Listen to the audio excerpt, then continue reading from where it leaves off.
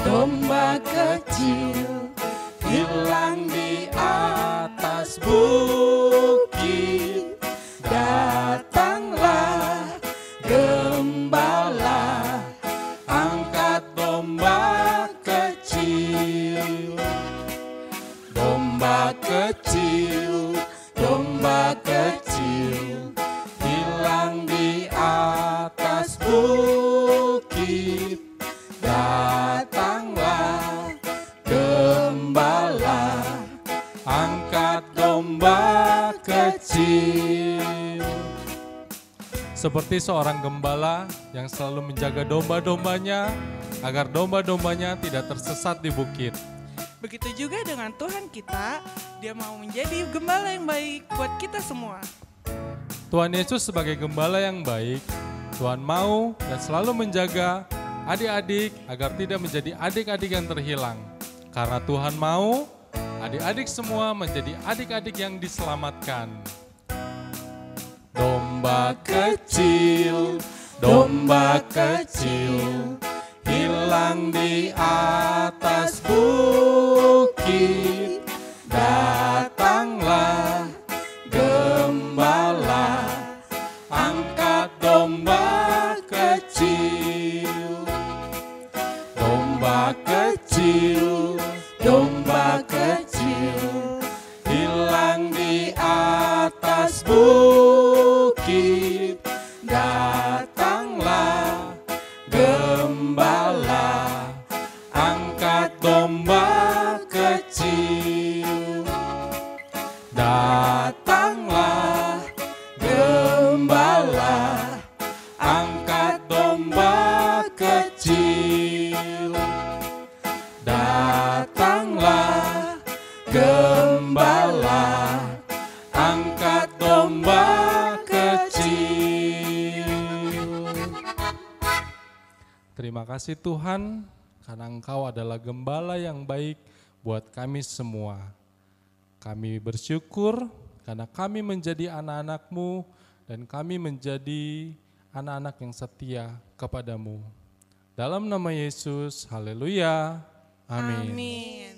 Shalom adik-adik. Shalom. Nah, bagaimana kabar kalian semua? Kakak harap kalian semua baik-baik aja. Nah, sekarang kakak minta kalian semua bangkit berdiri, kita akan menyanyikan satu lagu, karena Tuhan adalah gembala kita yang baik, kita harus dengar-dengaran dengan Tuhan Yesus.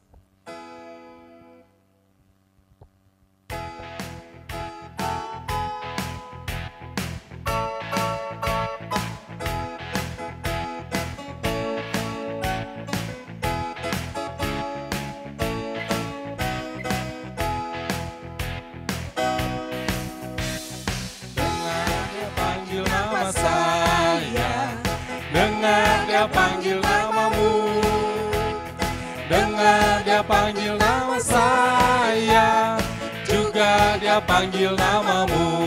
Dengar Dia panggil nama saya. Dengar Dia panggil nama saya, juga Dia panggil namamu. Dengar Dia panggil nama saya, juga Dia panggil Ku namamu. jawab ya, ya, ya. Ku jawab ya, ya, ya. Ku jawab ya, ya, ya. Ku jawab ya Tuhan, ku jawab ya Tuhan, ku jawab ya, ya. Dengar ya. Dia panggil nama saya. Dengar Dia panggil nama saya, juga Dia panggil namamu. Dengar Dia panggil nama saya, juga Dia panggil namamu. Dengar Dia panggil nama saya. Dengar Dia panggil nama saya, juga Dia panggil namamu. Dengar Dia panggil nama saya, juga Dia panggil namamu. Ku jawab. Ku jawab ya, ya, ya. Ku jawab ya, ya, ya. Ku jawab ya Tuhan. Ku jawab ya Tuhan. Ku jawab ya. Ku jawab ya, ya, ya. Ku jawab ya, ya, ya. ku jawab Ya, ya, ya. Ku jawab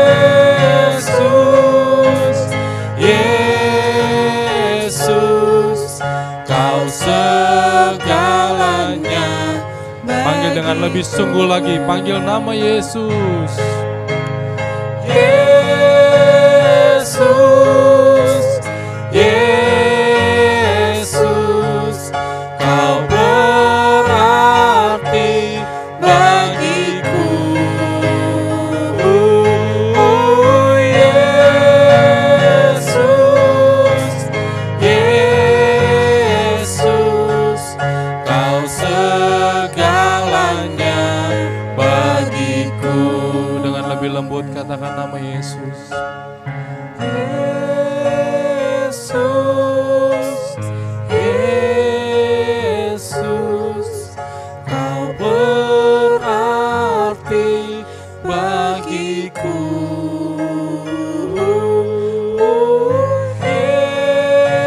Yesus, Yesus, Kau segalanya bagiku. Katakan dia segalanya bagiku. Kau segalanya bagiku. Katakan kau segalanya bagiku. Kau segalanya bagiku.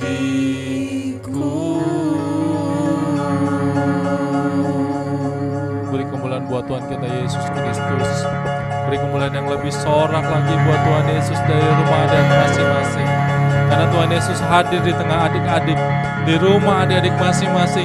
Tuhan menjamah, Tuhan melawat adik-adik dalam nama Yesus Kristus. Dalam nama Yesus, Tuhan memberkati adik-adik. Terima kasih Tuhan, kami sudah memuji dan menyembah-Mu.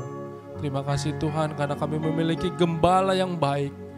Kami memiliki Bapa yang begitu baik dalam hidup kami. Kami sungguh bersyukur Tuhan menjadi anak-anak-Mu. Kami bangga menjadi anak-Mu ya Bapa.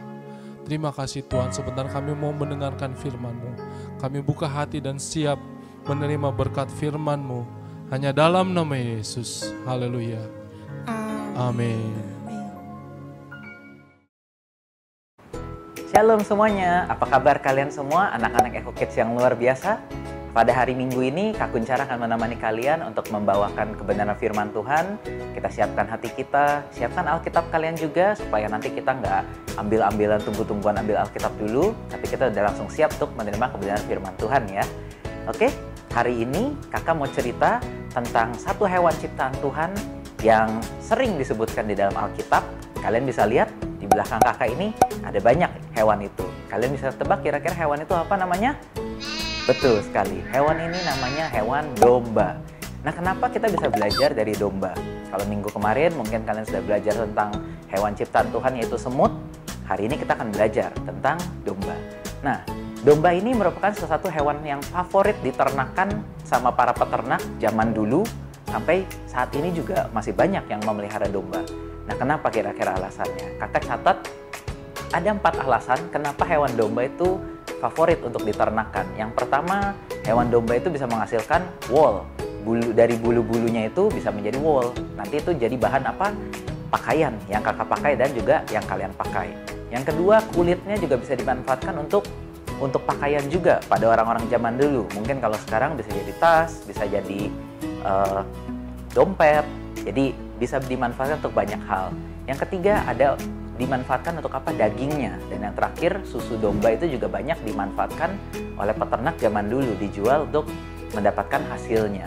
Jadi kurang lebih domba itu banyak sekali adik-adik manfaatnya ya. Itu sebabnya mereka diternakan dari zaman dulu sampai sekarang. Tapi bukan cuma itu yang pengen kakak ajarkan ke kalian. Kita kan mau belajar tentang sifat seekor domba. Nah, domba itu kenapa banyak disebutkan di dalam Alkitab adik-adik? Nah, kakak temukan ada beberapa alasannya dan kita juga bisa belajar dari sini ya. Yang pertama, domba itu hewan yang jinak dan penurut. Nah, kakak pengen bacakan satu ayat di dalam Alkitab di Yohanes 10 ayat 27. Kakak harapkan kita buka bersama-sama ya. Yohanes 10 ayat 27. Di sini mengkisahkan tentang seorang gembala dengan dombanya. Nah, kita baca sama-sama yuk. Sudah ketemu semuanya? Kita baca ya. Yohanes 10 ayat 27. 1, 2, 3. Domba-dombaku mendengarkan suaraku, dan aku mengenal mereka, dan mereka mengikut aku. Nah, disinilah adik-adik Yang pertama kita bisa belajar kenapa domba bisa disebut hewan yang jinak dan penurut. Karena domba itu kalau ada gembalanya, mereka pasti akan ngikutin gembala itu kemana saja mereka pergi. Jadi kalau misalnya domba itu misalnya udah mau mulai keluar dari kelompoknya, itu kan bahaya. Kalau zaman dulu tuh banyak serigala. Kalau sekarang udah dengan teknologi jadi dipager-pagerin supaya apa? Tidak semudah itu hewan buas bisa masuk ke ternak domba itu. Jadi kalau misalnya ada domba yang sudah mulai mau keluar dari kawanannya, gembala itu akan memanggilnya. Nah, dan domba itu karena dia punya sifat yang jinak dan penurut, ketika dipanggil, domba itu akan datang kembali ke gembalanya supaya tidak hilang dari kawanan. Kakak punya satu kesaksian tentang kenapa kita harus menjadi anak yang penurut, khususnya dengan orang tua kalian.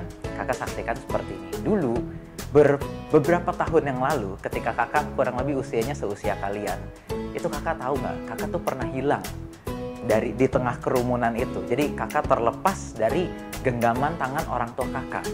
Pada waktu itu kita lagi di sebuah kerumunan yang cukup padat. Terus habis itu kita jalan-jalan.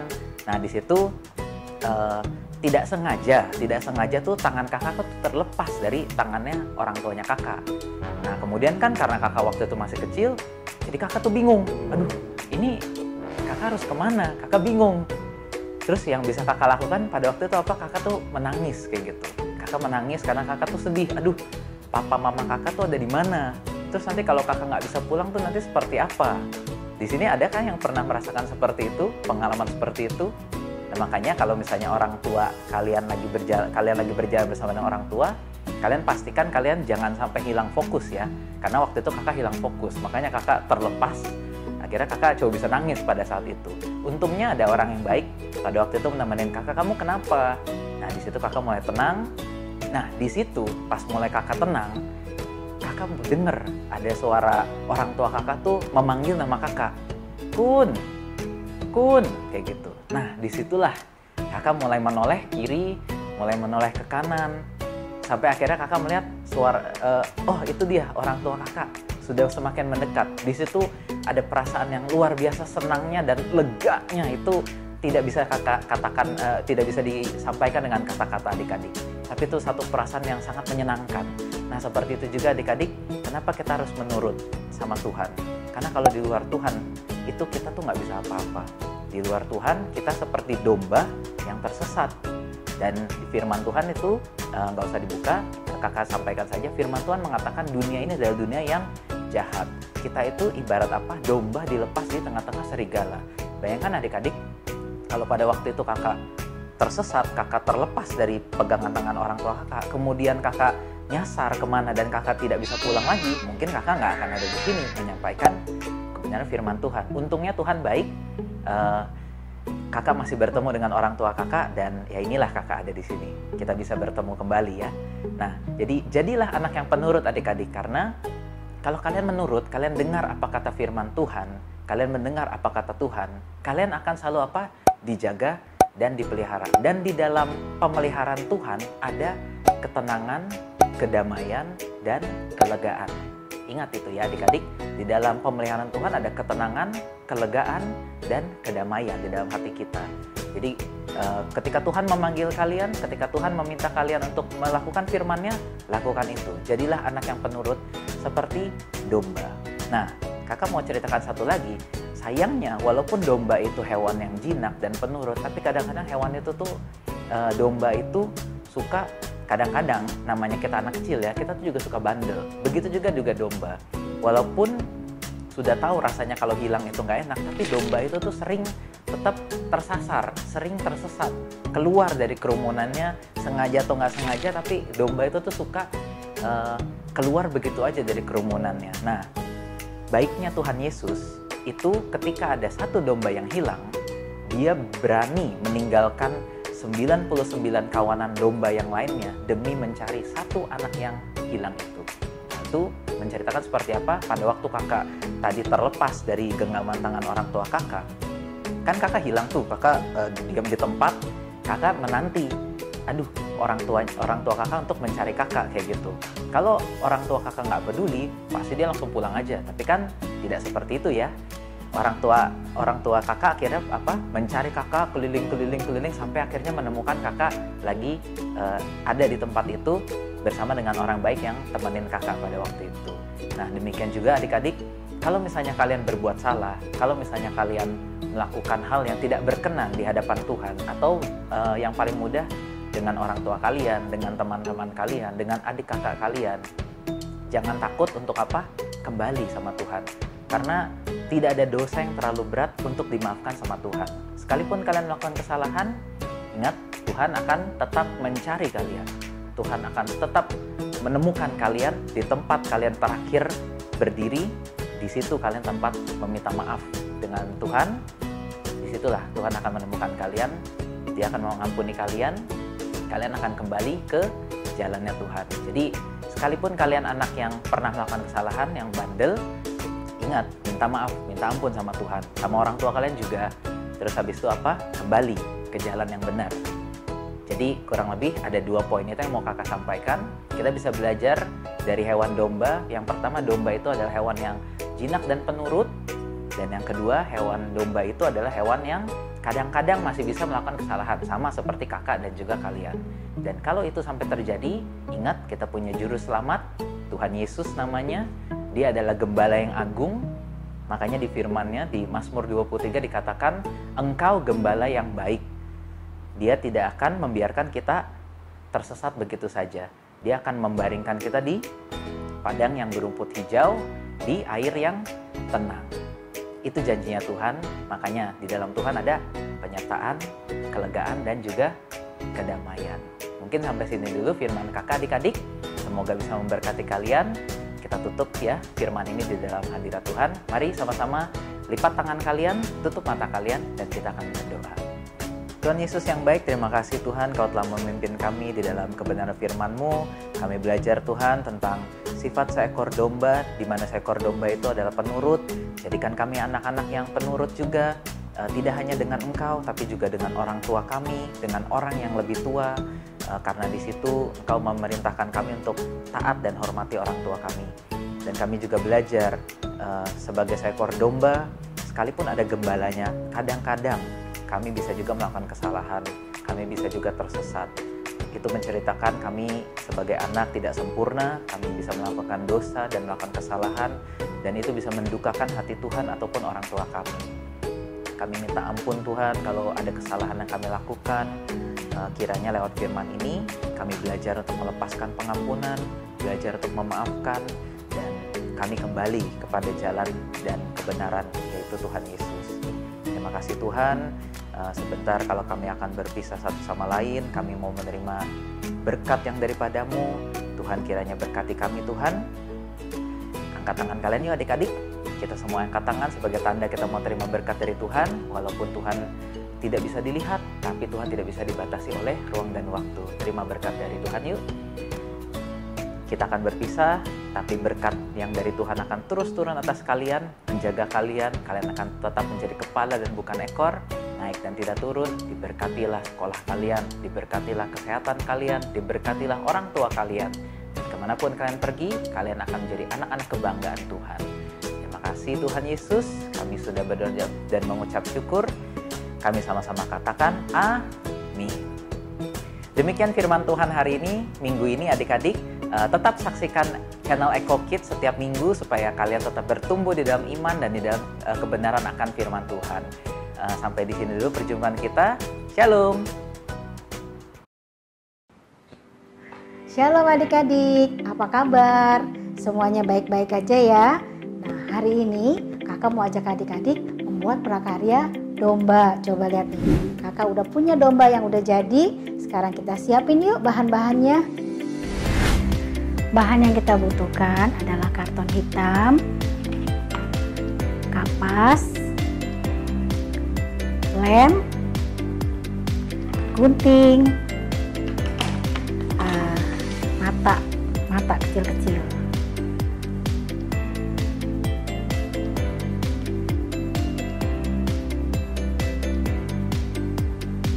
Nah, adik-adik sekarang kita mulai untuk membuatnya ya.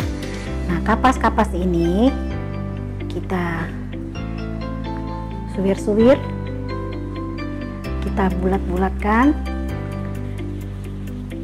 nanti akan jadi seperti ini. Tuh, kakak udah siapin banyak ya. Nah, seperti ini. Karton kita gunting bentuk muka, nanti jadinya akan seperti ini. Cara membuatnya supaya adik-adik biar lebih mudah menggambarnya kalau susah, ini kartonnya kita lipat 2, terus kita gambar.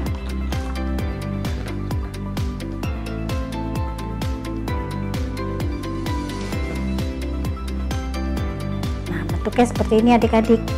Kita lipat 2, baru kita gunting.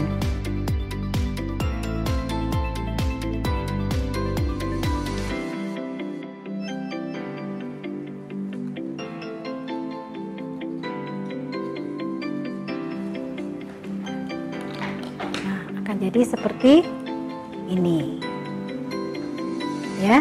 Nah, nanti adik-adik kita mulai tempel dulu. Nah, ini gelasnya nanti kita potong jadi seperti ini. Nah, ini kakak ambil yang udah jadi ya. Nah, ini kita kasih lem.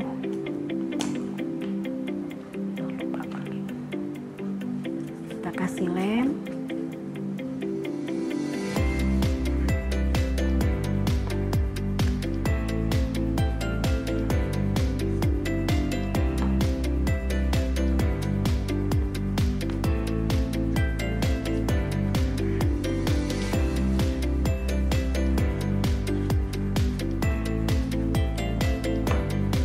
Kasih lem seluruhnya.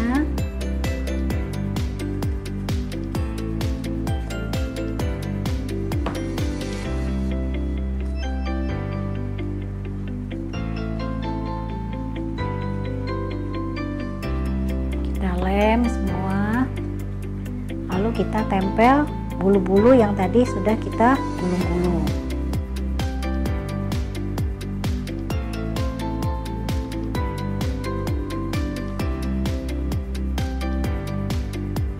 Tempel sampai penuh.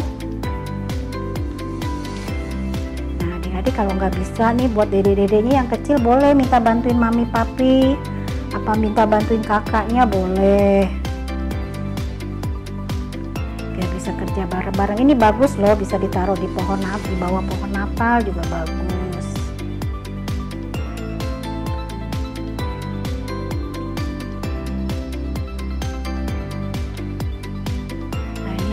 Atasnya kita kasih lem lebih banyak.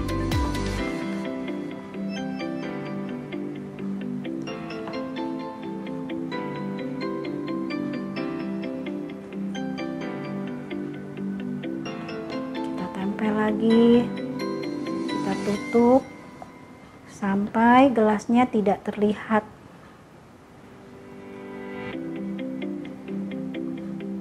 Gelasnya dapat dari mana? Dari bekas makan es krim boleh.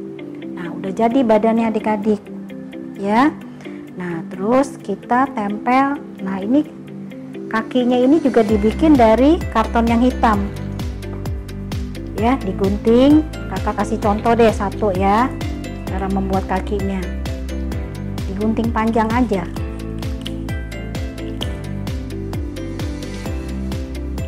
Nah, seperti ini. Jadinya seperti ini ya. Terus kita tempel kakinya ini.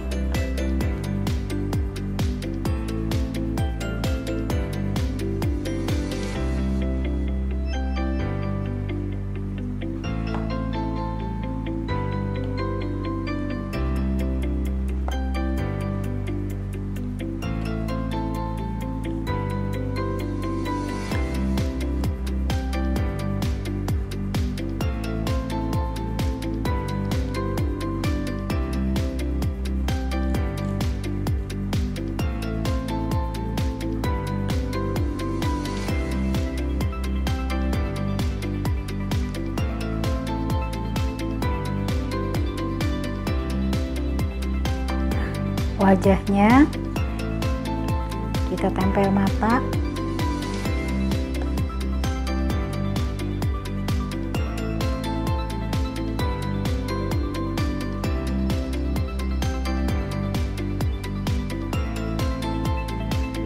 Lalu kita bisa gambar mulutnya pakai pensil warna putih, pensil warna.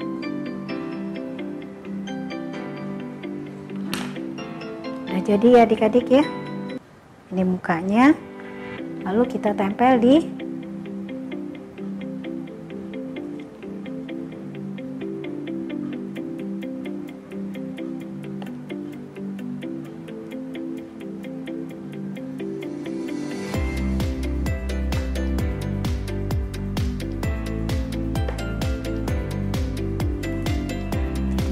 ini. Oke. Nah, lihat yang udah jadi juga. Nah, lihat dombanya sekarang udah jadi. Nah, adik-adik, sampai jumpa di ibadah online minggu depan. Dadah.